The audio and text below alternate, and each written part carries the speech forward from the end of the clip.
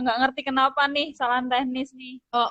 Loading ya. Memang hal yang biasa kalau ketika kita sedang melakukan online via hal-hal yang seperti ini, jaringan itu menjadi hal yang sangat biasa. Artinya semoga juga teman-teman yang bergabung dengan kita itu turut memaklumi begitu ya.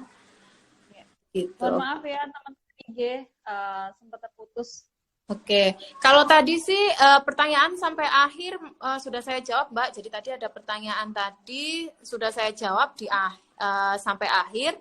Nah, mungkin ini kita menunggu juga ketika memang ada yang mau ditanyakan lagi. Begitu. Yang untuk depresi itu sudah ya Mbak ya? Tadi sudah saya jawab ketika memang depresi itu gejalanya kan berarti kalau misalnya sejak dulu lama ya sampai masa karantina ini masih ada, berarti kan itu sudah sampai ke 3 bulan dan gejala itu belum berkurang. Saya sudah menyarankan untuk datang ke profesional, dalam hal ini adalah psikolog, dan bisa memanfaatkan. Sekarang kan konseling online kan banyak, nah itu bisa dimanfaatkan. Banyak, Betul.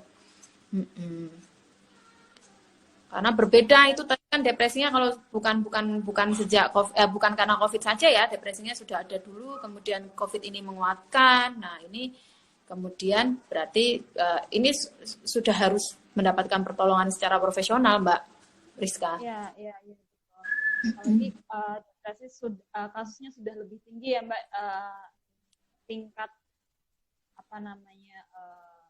beratnya itu lebih tinggi daripada stres. Nah, itu makanya kenapa kok disarankan ke profesional, contohnya psikolog.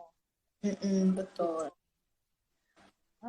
Baik Mbak, mungkin dari teman-teman yang lain masih kita tunggu nih, apa yang mau didiskusikan sama Mbak Sela. Beliau adalah psikolog kami Wisma Solindo Konsultama, kemudian beliau juga menjadi dosen di Universitas Mercu Buana.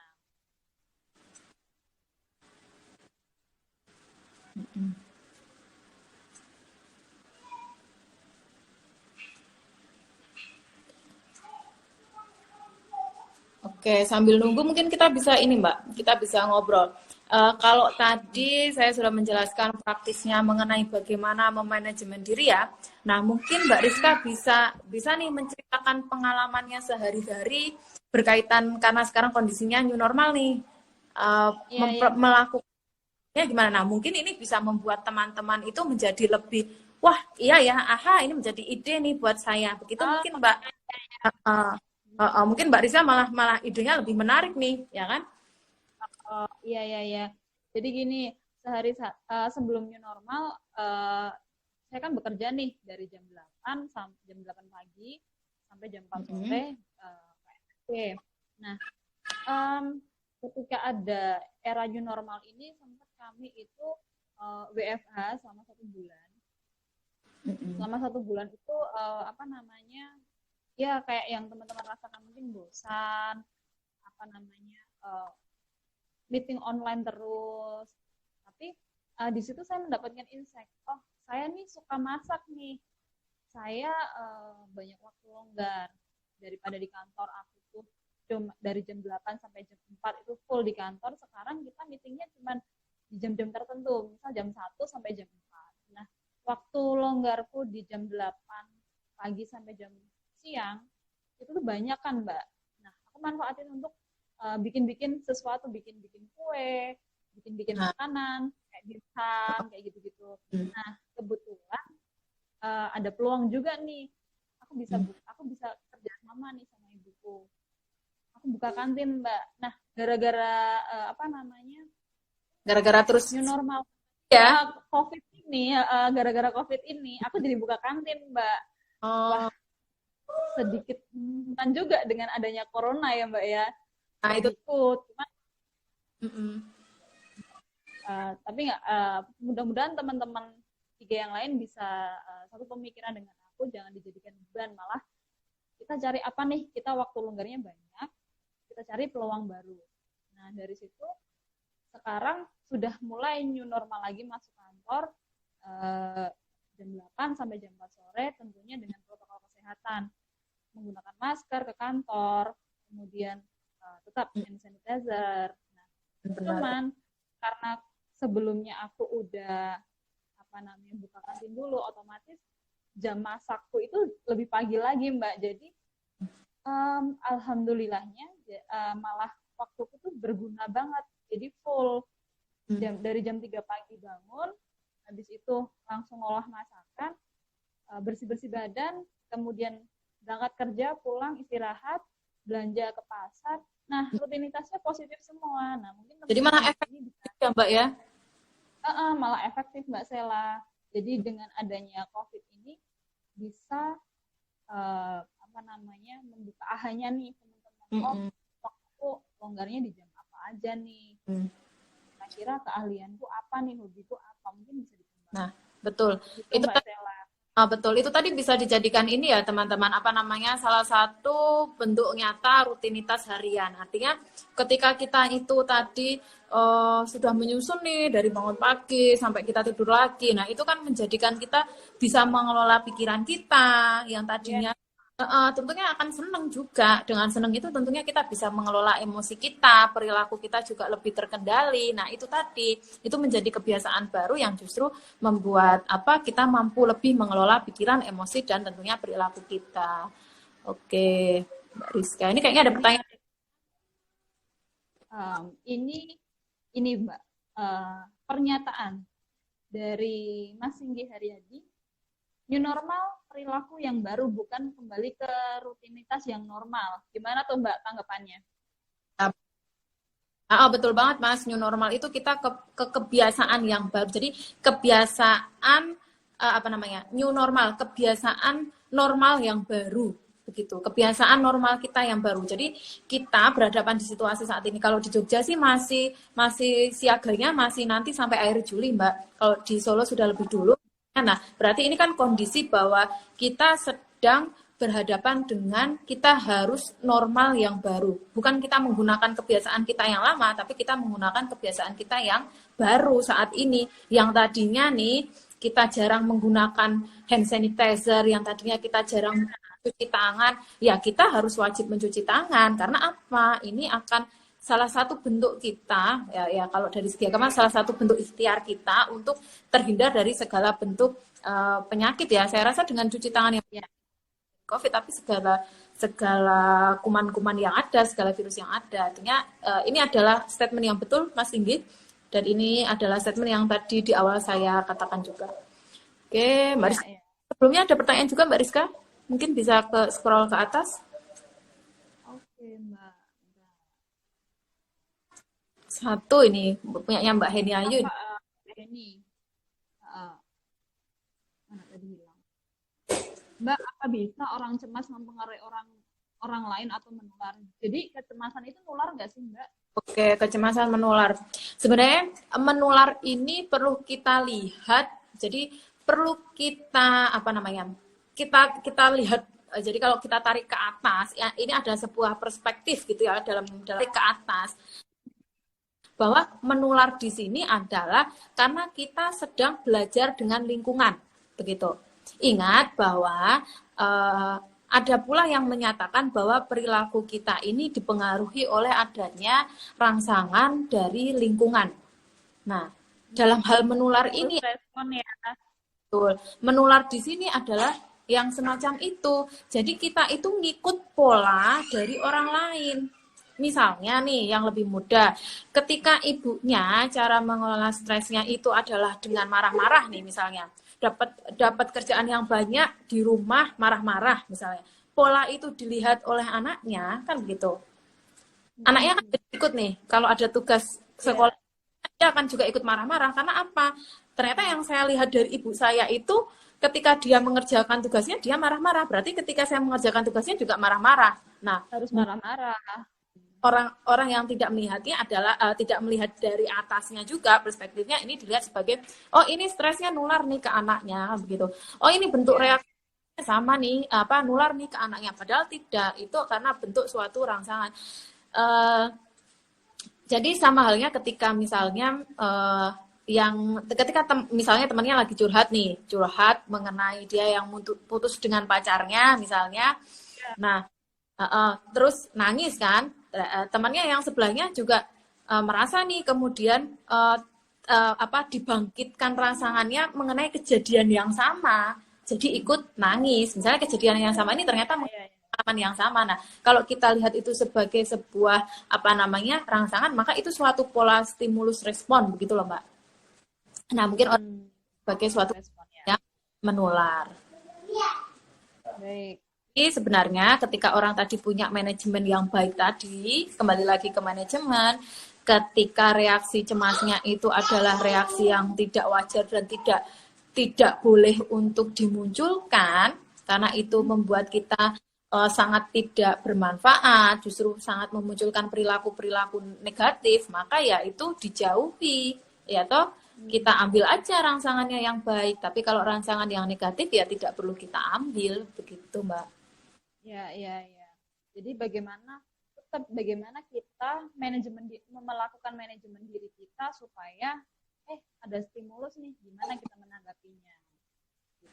Ada new normal, ada virus nih, gimana nih kita menanggapinya. Udah ada protokol kesehatan nih dari kita, bagaimana kita harus melaksanakan, yang bagaimana kita menanggapinya, yang dibandingkan dengan perilaku kita sebelumnya, aktivitas kita sebelumnya. Setelah ada COVID ini, setelah ada new normal ini, kita manajemen diri kita lagi supaya kita bisa beradaptasi yang baik di era new normal ini. Begitu Mbak Sela? Betul Mbak. Oke. Ada lagi nggak nih? Sudah tidak ada, kalau atas sudah selesai semua. Oke. Jadi kayaknya mau aku simpulkan dulu deh Mbak ini. Jadi dari paparannya Mbak Sela tadi udah banyak banget memaparkan mengenai manajemen diri. Nah, salah satunya ada ciri-ciri nih kalau kita tidak bisa atau lagi berusaha untuk memanajemen diri. Adanya rasa bosan, kemudian ada bingung, reaksi kecemasan, kemudian stres. Nah, itu tanda-tanda diri kita itu sedang melakukan usaha untuk beradaptasi. Nah, betul. Caranya gimana nih untuk kita bisa melakukan manajemen diri di era new normal ini? Yang pertama, kita harus menghindari mengenali diri kita. Mengenali diri kita secara menyeluruh. Kemudian setelah itu kita identifikasi tujuan-tujuan kita, tujuan jangka pendek, tujuan jangka panjang, sehingga nanti itu perilakunya akan relate ke tujuan tersebut. Salah satunya dengan kita menyusun rutinitas keseharian, dari bangun tidur sampai mau tidur lagi, ataupun rutinitas yang berjangka seperti itu. Nah, di situ juga kita bisa cari peluang nih teman-teman. Cari peluang. Contohnya aku bisa berwirausaha. Yang sebelumnya aku gaptek banget dengan wirausaha, aku bisa sedikit berwirausaha. Nah, kalau ada pertanyaan tentang cemas itu nular nggak sih? Nular nggak sih? Nah, itu sebenarnya nggak nular ya Mbak Sela ya. Itu hanya perilaku yang mengikuti pola. Jadi ada orang berperilaku A, nah kita ngikutin polanya. Oh, kayak anak tadi yang dicontohkan sama Mbak Sela. Oh, ibunya lagi kalau ngerjain tugas sambil marah-marah nih. Nah, berarti aku sebagai anak kalau ngerjain tugas harus marah-marah juga nih. Gitu. Nah, berarti di era new normal ini kita cari pola atau untuk memanajemen diri kita supaya bisa beradaptasi dengan baik di era new normal ini, kita bisa mencari pola, mendapatkan pola yang positif, biar respon yang diterima pikiran kita, emosi kita juga harus positif. Itu ya Mbak Sela. Karena kan tadi mengelola pikiran itu akan berpengaruh ke emosi. Nah, betul banget. Kedua hal itu akan berpengaruh lagi nih ke perilaku. Betul banget Mbak. Ini ada pertanyaan lagi nih Mbak. Selama pandemi ini, saya melihat banyak sekali yang merasa down karena faktor ekonomi. Mereka yang bisa dibilang terpuruk lah. Bagaimana cara untuk membangkitkan kembali motivasinya? Oke. Terkait dengan Memang kalau situasi pandemi ini dikaitkan dengan kondisi ekonomi yang kemudian banyak yang terpuruk begitu ya. Tapi berarti sebenarnya ketika orang itu masih merasa terpuruk nih, berarti ketika kita lihat dari kondisi manajemen dirinya, berarti dia belum bisa mengenali dirinya sendiri, belum bisa berdamai dengan dirinya sendiri. Masih anggapannya adalah suatu hal negatif ini terjadi karena COVID. Jadi belum mengelola perasaannya, belum mengelola olah rasa bahwa sebenarnya karena adanya kondisi COVID ini dia harus bersyukur ya toh bahwa dia peluang yang baru, dia bisa membuka wirausaha. Kalau saya melihatnya seperti itu. Misalnya karyawan pabrik yang di PHK. Nah, berarti ini adalah saatnya dia tidak terus-menerus menjadi bawahan begitu loh. Ini adalah saatnya untuk bisa menemukan peluang yang baru dengan berwirausaha mulai dari kecil-kecil, tapi kan ini merupakan skill dia yang sesungguhnya sebenarnya. Nah, saya rasa ketika masih ada orang-orang yang merasa begitu, saya menjadi terpuruk, saya menjadi ekonominya menjadi di bawah karena kondisinya. Ini perlu sekali untuk berdamai dengan dirinya sendiri, kemudian menuliskan. Nah, praktisnya adalah menuliskan apa yang didapatkan dengan kondisi ini, positifnya apa, negatifnya apa, kemudian tadi segeralah mencari peluang. Peluang nih, misalnya tadi yang dilakukan Mbak Rizka itu sangat bagus sekali. Ternyata punya peluang bisa masak gitu kan ya. Nah, dari skill itu kemudian berpeluang untuk menjadi penghasilan. Nah, artinya itu bisa dilakukan oleh siapapun. Nah, tapi di awal tadi menerima, perlu mengolah rasa bahwa sisi positifnya itu lebih banyak kok ketika kejadian ini itu ada. Begitu sih. Ya. Itu Mbak Amelia Novi. Jadi kalau ada nih teman, rekan, tetangga itu mengalami down, merasa terpuruk dengan adanya kondisi ekonomi yang turun, coba deh minta dia untuk menuliskan kalau dia terpuruk itu efek positifnya apa sih, efek negatifnya apa sih, dilihat bareng-bareng. Oh, ternyata lebih banyak efek negatifnya. Nah, dari pernyataannya Mbak Sela tadi, yuk kita cari peluang bareng-bareng biar nggak terus-terusan terpuruk, karena dampak negatifnya lebih banyak loh daripada dampak positifnya. Itu ya Mbak ya. Benar. Sekarang lagi teman-teman yang jualan ini kalau kita berbicara tentang skill yang bisa didapatkan ya, ternyata secara tidak sadar penghasilan itu kan sekarang di media sosial terutama IG yang jualan kan jadi banyak banget ya. Banyak banget. Dan banyaknya yang jualan itu kan sesuai dengan kebutuhan saat ini, karena orang nggak mau keluar kan, otomatis dia mau dia pesan, misalnya ada makanan apa, dia pesan di IG. Nah, sebenarnya berarti karena dengan kondisi dituntut di rumah, ini justru bisa jadi peluang bagi misalnya kayak Mbak Rizka tadi, jualan sampai delivery. Nah, itu kan sebenarnya sudah sangat bagus sekali memanfaatkan peluang yang ada. Iya. Betul Mbak Sela, kita harus bisa pinter-pinter banget nih, harus memanfaatkan peluang yang ada. Karena saya punya nih Mbak, kebetulan jurnal keluaran Amerika, itu model jurnal ini bisnis gitu. Nah, mereka tuh udah mulai merilis dengan adanya new normal ini, tren bisnis apa aja sih yang melejit nantinya, atau melejit mungkin akan timbul dan menjadi sesuatu yang baru, atau bahkan ya ranah bisnis apa sih yang akan turun bahkan bangkrut. Nah, di situ juga sudah dijelaskan. Bagus banget. Teman-teman IG bisa cari informasi nih, kayak tadi kita harus beradaptasi dengan media. Kita cari banyak-banyak cari informasi gimana menghadapi new normal, gimana caranya kita bisa tetap survive dengan adanya pandemi ini. Betul Mbak, bagus banget. Malah sebenarnya menarik lagi kalau Mbak Rizka membagikan itu hasil jurnalnya itu dalam bentuk itu kan, dalam bentuk ringkasan misalnya, kemudian di-share di Smart Institute Consulting nih di-share nih. Menurut ini yang melejit itu bisnis apa, kemudian yang iya, baik-baik. akan tidak apa namanya? Akan tidak bangkrut yang akan menurun gitu. Ya, menurun. Nah, itu di bisnis apa? Nah, diberikan sumbernya. Saya rasa nanti pengikut kita nih Mbak, Smart Consulting ini nanti malah justru semakin terbuka nih, ya kan? Itu sangat bermanfaat sekali. Oke. Nanti tinggal. Terima kasih Mbak Sela sarannya. Nanti jangan lupa ya yang mengikuti Mbak Sela juga follow IG kita ya. Iya.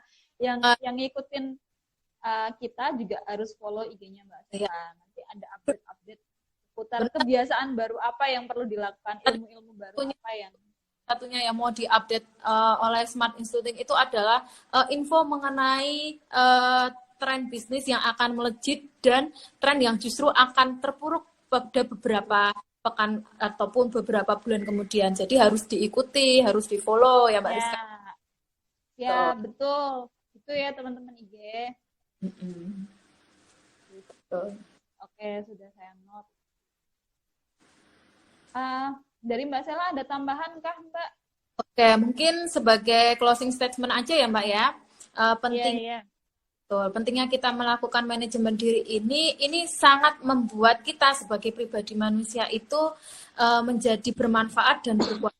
Ketika kita merasa bermanfaat dan berkualitas ini, tentunya ini akan mengarahkan perilaku kita untuk menuju misi hidup kita ke arah hal-hal yang lebih positif. Bukan hal-hal yang negatif ketika kita di awal tadi melakukan manajemen diri. Begitu, Mbak Rizka? Baik. Terima kasih Mbak Sela untuk waktunya. Teman-teman IG,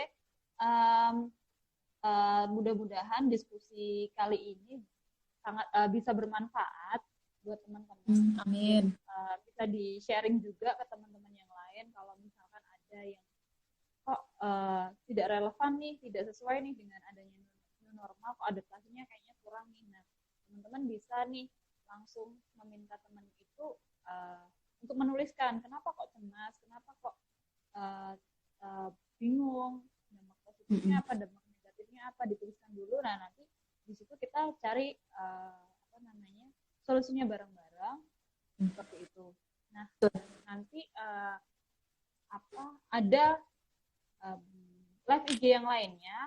Tema mengenai apa aja yang pengen teman-teman bahas, silahkan tuliskan di kolom komentar. Nanti IG ini akan saya share di IGTV Smart Institute. Nah, teman-teman bisa komentar di situ untuk request. Teman-teman bisa request untuk tema apa yang ke depan perlu kita bahas bareng-bareng sama Mbak Sela. Gitu. Terima kasih Mbak Sela untuk waktunya. Terima kasih semuanya. Bye.